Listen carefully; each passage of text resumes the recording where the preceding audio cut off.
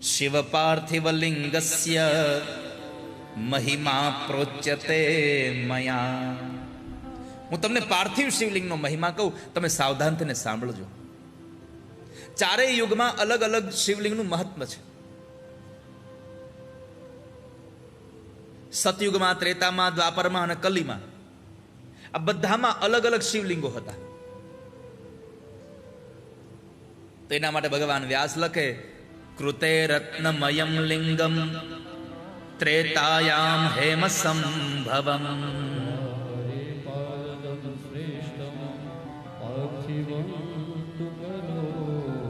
હવે સાવધાન થઈને સાંભળજો, તમને બધાને આનંદ આવે એવી કથા છે. સતયુગમાં કયું ભગવાન શિવલિંગની મહત્તા હતી? તો કહે છે કે રત્નનું શિવલિંગ બનાવે તો સતયુગમાં એની મહત્તા બહુ હતી, એની પૂજા માટે. બીજું, ત્રેતાયુગમાં સોનાનું આ શિવલિંગ કરીને એની પૂજા કરે તો એની મહત્તા બહુ હતી. દ્વાપર યુગમાં પારાનું શિવલિંગ, જેને આપણે પારદ શિવલિંગ કરીએ, એ પારાનું શિવલિંગ બનાવી અને એની પૂજા કરે તો દ્વાપર યુગમાં એની બહુ મહત્તા હતી. પણ કલિકાલમાં તો પાર્થિવ લિંગની પૂજા થાય છે. પાર્થિવ શિવલિંગ બનાવી અને એની જે પૂજા કરે તો માણસ તત્કાળ સુખને પામે છે. ભગવાનની 8 મૂર્તિઓ શાસ્ત્રમાં બતાવી છે. શિવજીની 8 મૂર્તિઓ છે. એ 8 મૂર્તિમાં સૌથી શ્રેષ્ઠ મૂર્તિ કોઈ હોય તો ભગવાનની પાર્થિવ મૂર્તિ છે. પાર્થિવ શિવલિંગની પૂજા કરનાર માણસને ભગવાન ફળ આપનારા છે. હવે આ 8 મૂર્તિ કઈ કઈ? તો કયું? જલ, પૃથ્વી, તેજ, વાયુ, આકાશ, સૂર્ય, ચંદ્ર અને યજમાન. આ 8 ભગવાનની મૂર્તિઓ છે. એમાં દેવોમાં શિવ છે, તેમ પાર્થિવ ઉત્તમ લિંગ છે. પાર્થિવ શિવલિંગની પૂજા કરનારો માણસ આ સંસારમાં બધા સુખને ભોગવે. ઉપમાઓ શિવપુરાણમાં આપી છે કે પાર્થિવ શિવલિંગ કેટલું ઉત્તમ છે. તો કહ્યું કે જેટલી આ સંસારમાં નદીઓ છે એમાં સૌથી શ્રેષ્ઠ નદી કઈ? ગંગા. ગંગા નદી જેટલી શ્રેષ્ઠ છે, ઉત્તમ છે નદીઓમાં, એમ લિંગમાં પાર્થિવ શિવલિંગ ઉત્તમ છે. મંત્રમાં પ્રણવ એટલે કે ઓમકાર જેટલો અગત્યનો છે, જેટલો મહત્તા વાળો ઓમકાર છે એટલો જ અગત્ય પાર્થિવ શિવલિંગનું છે. વર્ણો 4 વર્ણ છે, બ્રાહ્મણ, ક્ષત્રિય, વૈશ્ય અને શૂદ્ર. આ 4 વર્ણમાં સૌથી શ્રેષ્ઠ વર્ણ કયું? બ્રાહ્મણ. જેમ વર્ણમાં બ્રાહ્મણ શ્રેષ્ઠ છે એમ પૂજામાં પાર્થિવ લિંગ શ્રેષ્ઠ છે. નગરીમાં આ દુનિયામાં બહુ બધી નગરીઓ છે, પણ નગરીમાં સૌથી શ્રેષ્ઠ નગરી કઈ? મહાદેવની કાશી. કાશી નગરીનું મહત્વ બહુ છે. આગળના દિવસોમાં તમને કાશીનો મહિમા ગાઈશ. કાશીનો મહિમા બહુ છે. નગરીમાં જેમ કાશી નગરી મહત્વની છે એમ પૂજામાં પાર્થિવ શિવલિંગ મહત્વનું છે. વ્રતોમાં બહુ બધે આપણે ત્યાં તિથિઓ આવે છે. અષ્ટમી છે, નવમી છે, એકાદશી છે, પૂર્ણિમા છે, શિવરાત્રિ છે. તો એમ કહેવાયું કે વ્રતોમાં સૌથી શ્રેષ્ઠ કોઈ રાત્રિ હોય તો શિવરાત્રિ છે. પણ જેમ વ્રતમાં શિવરાત્રિ શ્રેષ્ઠ છે એમ પૂજામાં શિવમાં પાર્થિવ શિવલિંગની પૂજા સર્વશ્રેષ્ઠ બતાવી છે. દેવીઓમાં જેમ શક્તિ શ્રેષ્ઠ છે એમ સૌથી પૂજામાં કોઈ શ્રેષ્ઠ હોય તો એ પાર્થિવ લિંગ ઉત્તમ બનાવ્યું છે. સર્વ કાર્યની સિદ્ધિ માટે પાર્થિવ લિંગની પૂજા કરવી. હવે આપણે એ સમજીએ કે પાર્થિવ લિંગનું સર્જન કેમ કરવું, એ બનાવવી કેવી રીતે, અને કોને કેવા રંગની બનાવીને એને શિવલિંગ પૂજા કરે પાર્થિવની તો એને કેવું ફળ મળે એની વાત છે. હવે 4 વર્ણના લોકો છે. 4 વર્ણના લોકો માટે અલગ અલગ રંગના પાર્થિવ શિવલિંગની પૂજા બતાવી છે. બ્રાહ્મણને જો પાર્થિવ શિવલિંગની પૂજા કરવી હોય તો એને સફેદ માટીમાંથી શિવલિંગ બનાવવી. ક્ષત્રિયોએ જો શિવલિંગની પૂજા કરવી હોય તો લાલ માટીમાંથી એને શિવલિંગ બનાવવું. વૈશ્ય લોકોએ જો ભગવાન પાર્થિવ શિવલિંગ બનાવવા હોય તો પીળી માટીમાંથી બનાવવા, અને સેવકોએ જો પાર્થિવ શિવલિંગ બનાવવા હોય તો કાળી માટીમાંથી બનાવવા.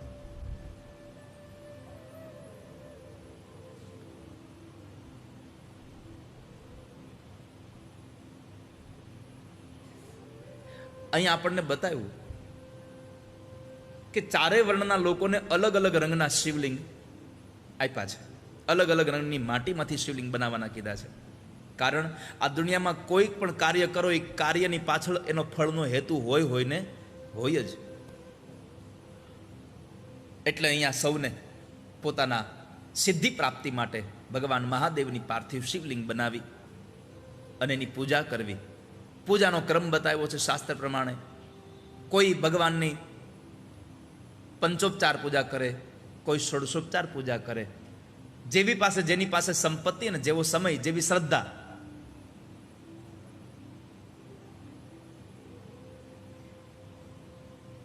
પૂજાના પણ 3 પ્રકારો છે.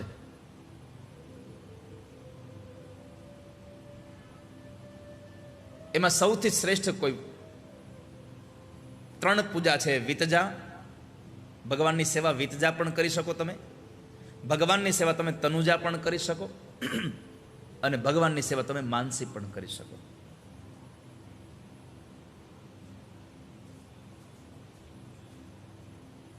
વિતજા સેવા માટે સંપત્તિ પાસે હોવી જોઈએ. કોઈ માણસ ક્યાંય મંદિર બંધાતું હોય, ક્યાંય કોઈ તીર્થાલય બંધાતું હોય તો માણસ પોતાની પાસે સંપત્તિ હોય તો સંપત્તિ આપે ત્યાં, અને એ માણસ એ વિતજા સેવા કરી લે. કદાચ વિતજા આપણી પાસે ન હોય, શરીર સારું હોય તો કોઈ જગ્યાએ મંદિર બંધાતું હોય, ક્યાંય ધર્મશાળા બંધાતી હોય, ક્યાંય ગૌશાળા બંધાતી હોય, ક્યાંય પાણીનું પરબ બંધાતું હોય તો આપણે ત્યાં જઈ અને આપણા તનથી સેવા કરીએ.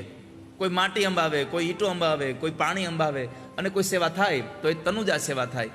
પણ આ બેમાંથી કાંઈ આપણેથી ન થાય એમ હોય તો ઘરમાં બેસીને કે ગાડીમાં બેસીને પણ માનસી સેવા કરી લઈએ ભગવાનને.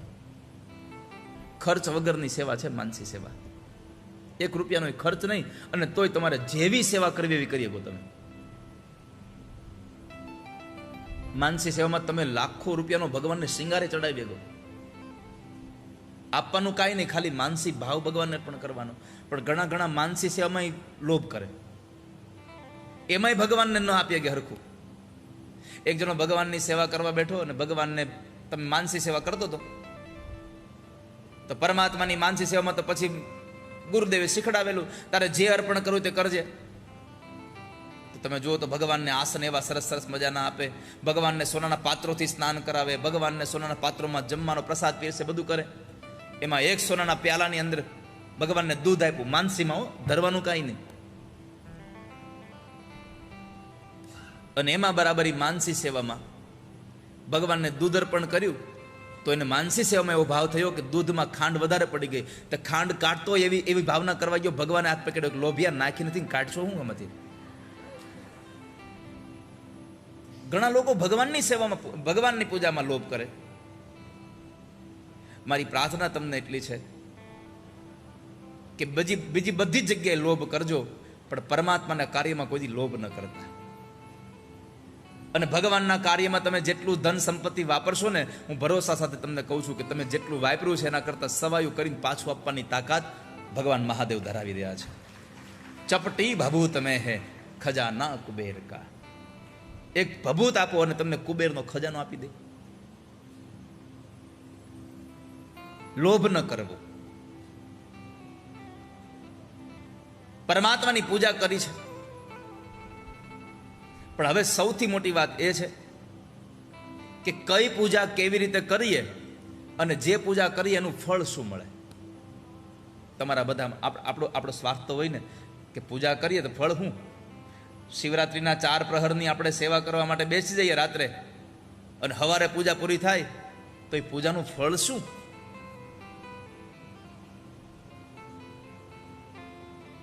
તો એના માટે શિવ મહાપુરાણના આધારે જે મેં વાંચ્યું છે એ તમને બતાવું છું. કોઈ વિદ્યાર્થી માત્રને પોતાની વિદ્યા પ્રાપ્ત કરવી હોય તો એ વિદ્યા પ્રાપ્તિ માટે વિદ્યાર્થી 1000 જેટલા શિવલિંગ બનાવી અને એ પાર્થિવ શિવલિંગની જો એ પૂજા કરે તો એ વિદ્યા પ્રાપ્તિ કરી શકે છે. માણસ સારામાં સારી વિદ્યા પ્રાપ્ત થાય છે.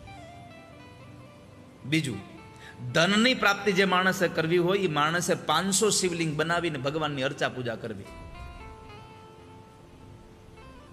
જે માણસને સંતાનની ઈચ્છા હોય એ માણસોએ 1500 શિવલિંગ બનાવી અને એની વિધિવત પૂજા વિધિ કરી ભગવાનને પોતાનો ભાવ ધરવો.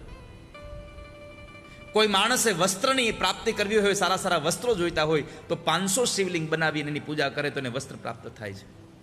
જેને મોક્ષ જોઈએ છે, આ જીવનમાં મર્યા પછી બીજું કંઈ જોતું જ નથી, મોક્ષ પરમાત્માનું ધામ મળે, એવા માણસોએ 1 કરોડ શિવલિંગ બનાવડાવી અને 1 કરોડ શિવલિંગની પૂજા કરે તો એને ભગવાન મહાદેવ મોક્ષ પ્રાપ્તિ શિવપુરી આપી દે છે. ઘરનું મકાન ન થતું હોય, અઢળક મહેનત કર્યા કરે પણ પોતાના ઘરનું મકાન ન થતું એવા લોકોએ 1000 શિવલિંગનું નિર્માણ કરી અને ભગવાન મહાદેવની ભાવગ્રહ્ય સાથે જો મહાદેવની પૂજા થાય તો એ માણસ મકાનને પામે છે. કોઈ માણસ બંધનમાં પડ્યો હોય, એ બંધનમાંથી મુક્ત થવું હોય તો શિવપુરાણ કહે છે 1500 શિવલિંગનું નિર્માણ કરીને એની પૂજા અર્ચા કરવામાં આવે તો એ માણસ બંધનમાંથી મુક્ત બને છે. અને માણસ ગમે તેટલી મહેનત કરે પણ દરિદ્રતા જતી ન હોય તો એ દરિદ્રતામાંથી દૂર થવું હોય તો 5000 શિવલિંગ બનાવી અને એની પૂજા કરે વિધિવત સાથે, બિલ્વપત્ર અર્પણ કરે, તમામ વસ્તુ અર્પણ કરતો જાય, ભાવગ્રાહ્ય સાથે રાખે તો ભગવાન મહાદેવ એ 5000 પાર્થિવ શિવલિંગની પૂજાના ફળ સ્વરૂપે એની દરિદ્રતાનો નાશ કરે છે. આ બધા જ શિવલિંગોને પરમાત્માની પૂજા કરી વિધિવત એને ભગવાનને પૂજા અર્ચન કરી એ પૂજાની અંદર પરમાત્માને નૈવેદ્ય અર્પણ કરવું, એ પૂજાની અંદર પરમાત્માને બિલ્વપત્ર અર્પણ કરવું, એ પૂજાની અંદર ભગવાનને ભસ્મ અર્પણ કરવું. શોનું કોઈ પૂછું, બાપજી અમે એવું સાંભળ્યું છે કે ભગવાન મહાદેવને અર્પણ કરેલો નૈવેદ્ય લેવો કે ન લેવો, અમને સંશય છે. મેં ગઈકાલે કદાચ તમને આ વાત જરા કાનમાં નાખી હતી કે હું આગળના દિવસોમાં તમને કહીશ કે ભગવાન મહાદેવનો પ્રસાદ લેવો કે ન લેવો. હું તમને ખાલી શિવ મહાપુરાણના શ્લોકો અને એના ઉચ્ચારણ સાથે તમને કહી દઉં, પછી તમારે આગળ નિર્ણય તમારે કરવાનો છે. કારણ કે બહુ બધી વખત આપણે કાનમાં ઘણું બધું સાંભળ્યું હોય ને એટલે પછી એક વખત નિર્ણય ન થાય. તો એના માટે લખ્યું છે, દ્રષ્ટવાપી શિવ નૈવેદ્યમ યાન્તિ પાપાની દૂરતઃ.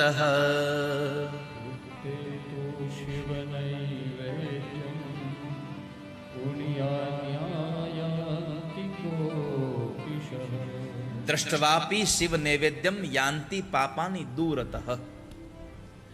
જમવાની વાત નથી હોતી, હજી તમારે શિવનો પ્રસાદ ખાવાની વાત નથી આવી. હજી માત્ર શિવના પ્રસાદના દર્શન કરે. જે માણસ ભગવાન મહાદેવને અર્પણ કરેલા પ્રસાદના દર્શન કરે એ માણસના બધા પાપ ધોવાઈ જાય છે, ખાલી દર્શન કરે તો. હવે જો દર્શન કરે ને પાપ ધોવાઈ જાય તો ભક્ષણ કરે તો શિવપુરાણ કહે છે આ સંસારમાં જે ભગવાન મહાદેવના નૈવેદ્યનું ભક્ષણ કરે એના કરોડો જન્મના પાપ ધોવાય અને પુણ્યની પ્રાપ્તિ થઈ જાય છે માણસને. બીજું, અલમ યાગ સહસ્રેણ યલમ યાગાર્બુદૈરપી.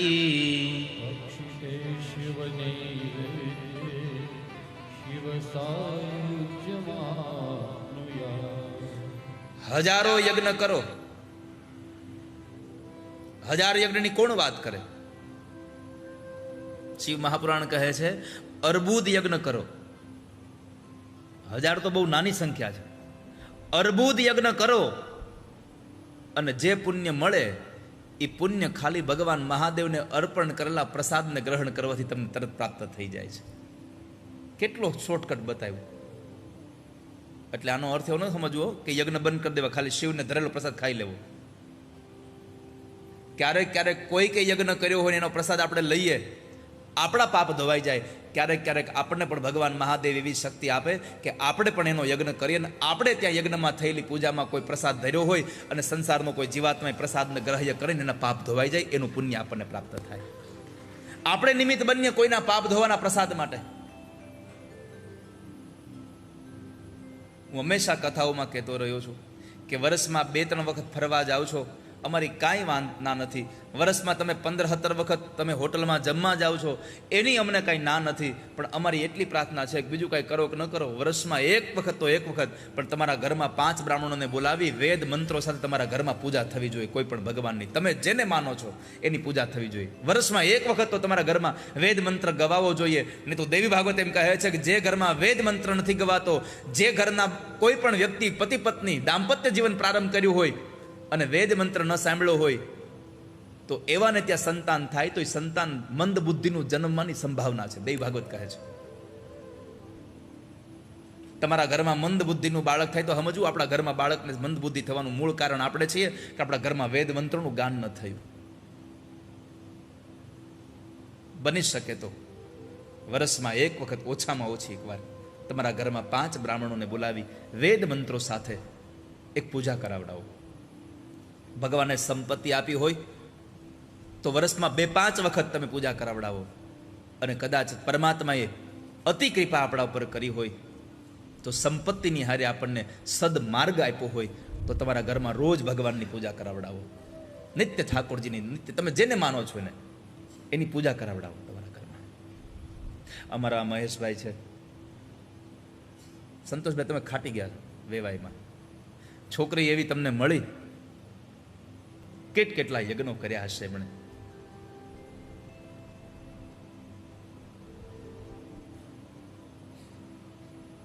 તો અર્બુદ યજ્ઞ કરે અને જે ફળ પ્રાપ્ત થાય એ ફળ કેવલ ને કેવલ ભગવાન મહાદેવને અર્પણ કરેલું જે પ્રસાદ છે એ ખાવાથી ભગવાન મહાદેવ સાયુજ્ય મોક્ષ પ્રદાન કરી દે છે. પોતાના જેવું મોક્ષ, પોતાના જેવું સ્વરૂપ આપી દે, સાયુજ્ય. ત્યાર પછી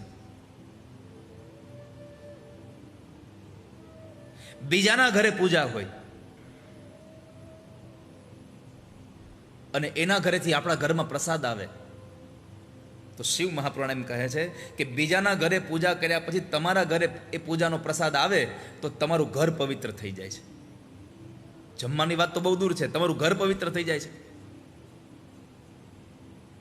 એટલા માટે જ્યારે પણ તમને ભગવાન મહાદેવનો પ્રસાદ મળે ત્યારે એને શિરોમાન્ય રાખી એને ગ્રહણ કરવો. હવે એક વિરોધવાસ વાત કરી દો તમને. ન યસ્ય શિવ નૈવેદ્ય ગ્રહણેચ્છા પ્રજાયતે સ પાપિષ્ઠ ગરિષ્ઠ સ્યાન નરકમ યાત્યપી ધ્રુવમ. જે માણસ ભગવાન મહાદેવના પ્રસાદ લઈ આવીને કોઈ આવે અને એ પ્રસાદનું ગ્રહણ ન કરે, એ પ્રસાદને ખાવાની ઈચ્છા ન ધરાવે તો એ માણસ આ સંસારનો પાપી છે અને એ માણસ નિશ્ચય નરકમાં પ્રાસ કરે છે, જે ભગવાન મહાદેવના પ્રસાદનો અનાદર કરે છે. તો ભગવાનને નૈવેદ્ય અર્પણ કરવું. પરમાત્માની પૂજામાં જેમ ભગવાન ઠાકોરજીની પૂજામાં તુલસીપત્ર અગત્યનું છે એમ ભગવાન મહાદેવની પૂજામાં બિલ્વપત્ર અગત્યનું છે. ભગવાનને બિલીપત્ર અર્પણ કરવું. બિલીપત્રના 3 અંગો છે, 3 પાન છે, જેને બ્રહ્મા વિષ્ણુ ને મહેશનું સ્વરૂપ બતાવ્યું છે.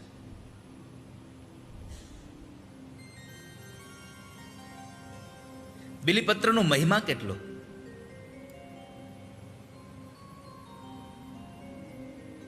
તો અહીંયા આગળ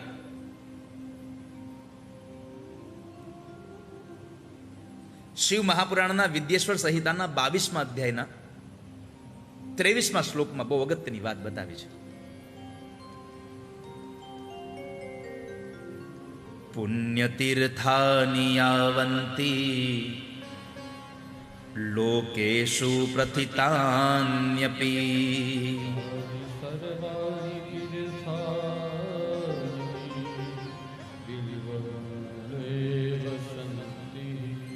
પુણ્ય તીર્થાની યાવંતી. સંસારમાં જેટલા પણ પ્રસિદ્ધ તીર્થો છે, બિલીપત્રનો મહિમા કેટલો! સંસારમાં જેટલા પણ પ્રસિદ્ધ તીર્થ છે એ બધા જ તીર્થો બિલીપત્રના વૃક્ષના મૂળમાં રહે છે. બિલ્વના મૂળમાં એ બધા જ તીર્થોનો વાસ છે. બીજું, બિલ્વ મૂલે મહાદેવમ લિંગ રૂપીણમ અવ્યયમ. યહ પૂજયિતુ પુણ્યાત્મા સશિવમ પ્રાપ્નુયાત ધ્રુવમ.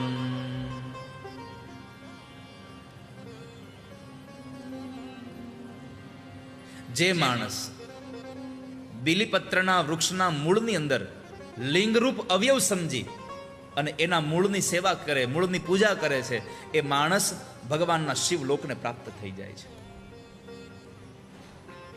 શિવલોકની પ્રાપ્તિ કરે છે.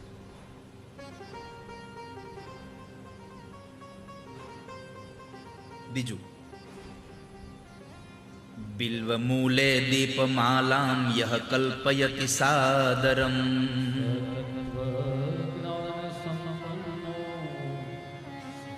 મહેશાંતર્ગતો ભવે. જે મનુષ્ય બિલ્વ વૃક્ષના મૂળની અંદર, મૂળમાં આદર અને ભાવ સાથે, શ્રદ્ધા અને વિશ્વાસ સાથે દીપમાળાનું દાન કરે છે, એ માણસ તત્વજ્ઞાનથી સંપન્ન બની અને ભગવાન મહાદેવના સાનિધ્યને પ્રાપ્ત કરે છે. જે માણસ દીપમાળા, એટલે તમે જુઓ, ભગવાન મહાદેવને આપણે શ્રાવણ મહિનામાં સોમવારે દીપમાળા અર્પણ થતી હોય છે. દીપદાનનું મહત્વ બહુ છે શિવ પૂજામાં.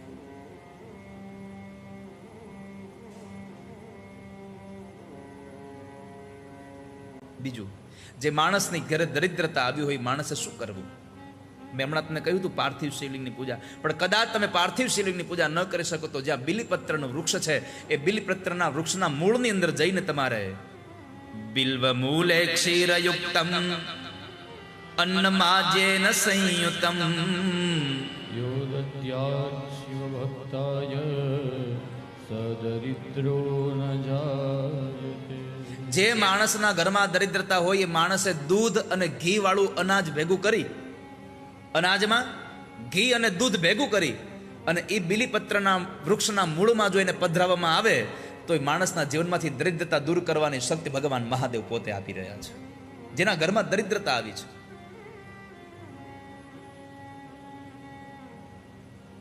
આવો જેનો મહિમા છે.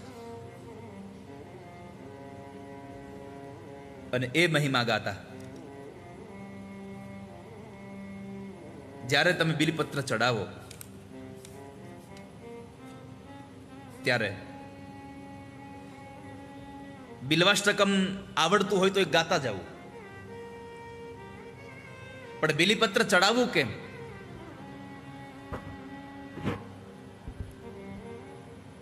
પેલા તો દાંડલી કાપી દેવી,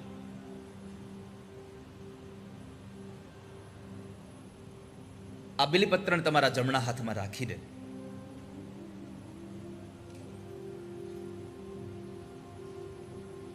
તમારી સામે રાખીને ઓમ નમઃ શિવાય, ઓમ નમઃ શિવાય, ઓમ નમઃ શિવાય નો મંત્ર જાપ કરો. જો બિલ્વાષ્ટકમ આવડતું હોય તો એનો જાપ કરતા જાઓ.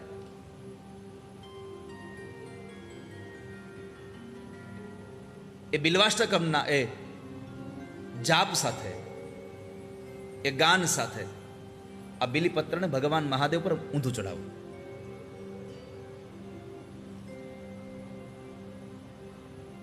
ત્રિદલમ ત્રિગુણાકારમ ત્રિનેત્રમ ચત્રયાયુધમ. ત્રિદલમ ત્રિગુણાકારમ, સત્વ, રજ અને તમ, આ ત્રણ વસ્તુ આમાં ભરેલી છે. બીજું, સૂર્ય, ચંદ્ર અને અગ્નિ, આ પરમાત્માની ત્રણ આંખો છે ભગવાન મહાદેવની.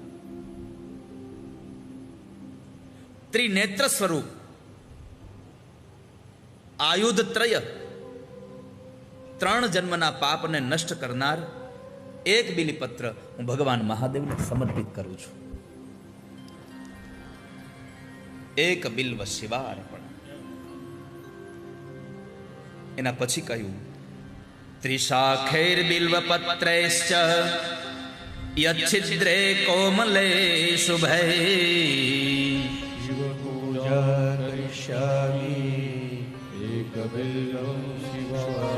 બિલીપત્ર ચડાવવામાં સૌથી અગત્યની વાત રાખવી કે બિલીપત્ર ખંડિત ન હોવું જોઈએ. બીજું, બિલીપત્રમાં છિદ્ર ન હોવું જોઈએ. બિલીપત્ર કોમળ હોવું જોઈએ.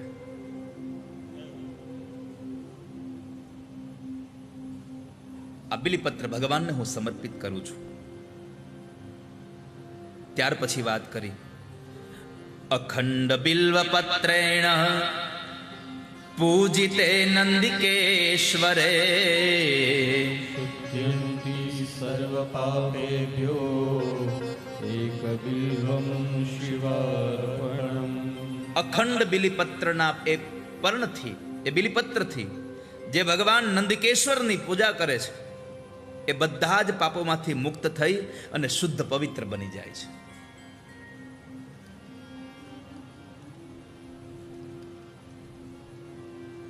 ત્યાર પછી શાલગ્રામ શિલા મે કામ વિપ્રાણામ જાતુ અર્પયેત. સોમયજ્ઞ મહાપુણ્યમ એકબિલ્વં શિવાર્પણમ.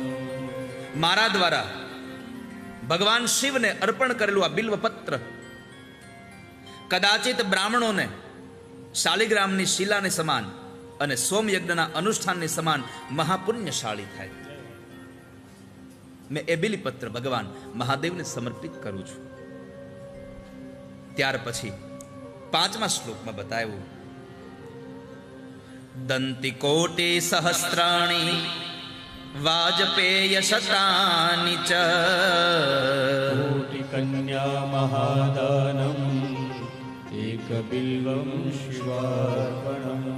કહેવાય છે કે એક બિલીપત્ર ભાવ સાથે અર્પણ કરે તો તમે કરોડો ગજદાન, સેંકડો વાજપેયી યજ્ઞ અને અનુષ્ઠાન કરો, કરોડો કન્યાઓનું મહાદાન કરો અને એનું જેટલું પુણ્ય મળે એ એક બિલીપત્ર ભગવાન મહાદેવને ચડાવો ભાવ સાથે, તો તમને ભગવાન આ બધા જ પુણ્યનો પ્રભાવ તમને અર્પણ કરે છે.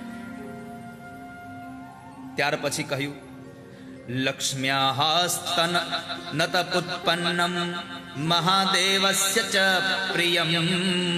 બિલ્વવૃક્ષં પ્રયચ્છામિ એકબિલ્વં શિવાર્પણમ.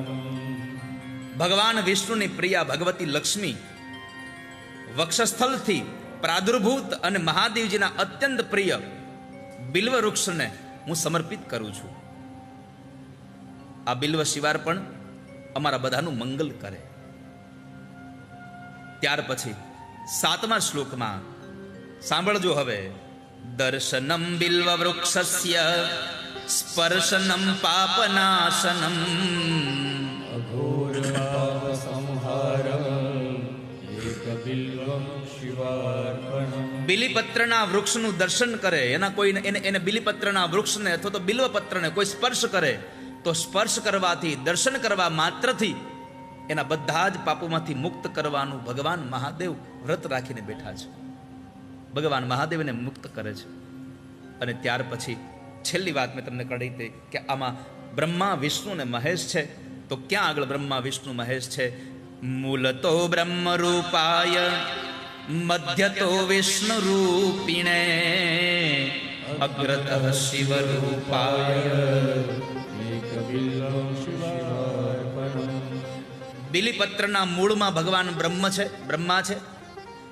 બિલીપત્રના મધ્ય ભાગમાં ભગવાન વિષ્ણુ છે અને આગળના અગ્રભાગમાં ભગવાન મહાદેવ બિરાજે છે.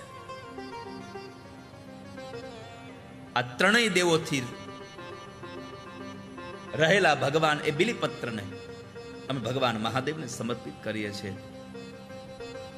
એવું કહેવાય છે બિલ્વાષ્ટકમિદમ પુણ્યમ ય પઠેત શિવ સન્નિધૌ.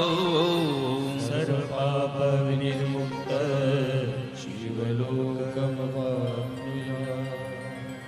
જે માણસ ભગવાન મહાદેવની સમીપમાં, ભગવાન મહાદેવની સાથે બેસીને, જે માણસ અહીંયા એક બિલ્વાષ્ટક જેના 8 શ્લોક 8 મંત્રો છે એનું પાઠ કરે તો ભગવાન મહાદેવ એના બધા જ પાપોમાંથી મુક્ત કરી અને શિવલોકની પ્રાપ્તિ કરાવે છે. તો પરમાત્માને બિલીપત્ર અર્પણ કરીએ. ત્યારબાદ જે માણસ ભગવાનને ભસ્મ અર્પણ કરે, ત્યાર પછી જે ભગવાનને રુદ્રાક્ષ અર્પણ કરે, રુદ્રાક્ષ અર્પણ કરી પોતે રુદ્રાક્ષનું ધારણ કરે, એના માટે ભસ્મની વાત છે. તો ભસ્મ માટે સ્વયં ભગવાન મહાદેવ માટે અહીંયા શિવ મહાપુરાણ લખે છે, શિવ નામ વિભૂતિશ્ચ તથા રુદ્રાક્ષ એવ ચ ત્રયમ મહાપુણ્યમ. ત્રિવેદી સદૃશમ. હે બ્રાહ્મણો, હે ઋષિમુનિઓ, શિવનું નામ વિભૂતિ, શિવનું નામ ભભૂતિ અને રુદ્રાક્ષ, આ ત્રણ એક એવી વસ્તુ છે કે જે દરેકે દરેક જીવાત્માના પાપને નષ્ટ કરવાની તાકાત રાખે છે.